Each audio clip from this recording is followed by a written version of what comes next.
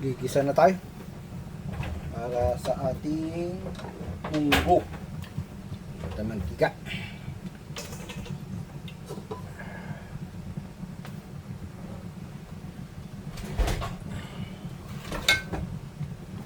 Sibuyas, bawang,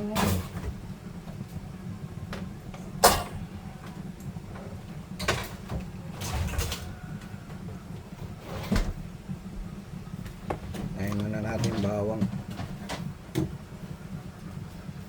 Yan, damihan natin yung bawang.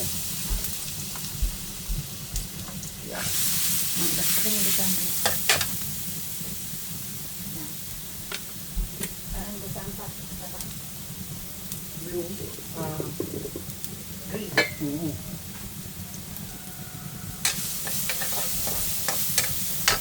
Ganda natin konting mantika. Kasi malambot na rin yung ano natin. Yung ating munggo at yung ating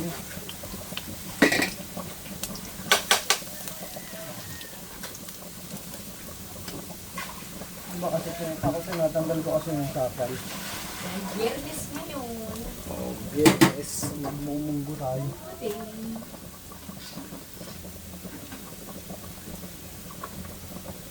Mas may mga sapal ng munggo.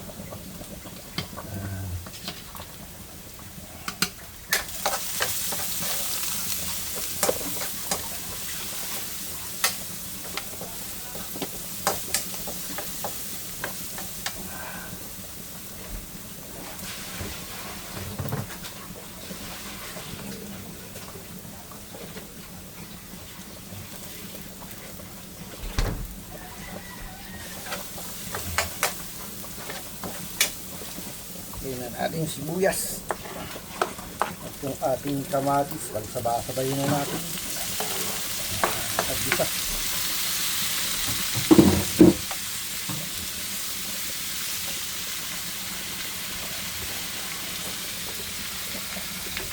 Yung sa kabila yung ating munggo.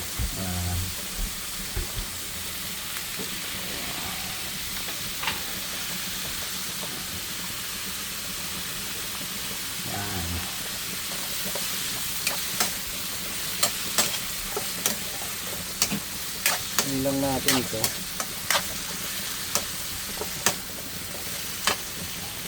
Saka natin nilalagay dun.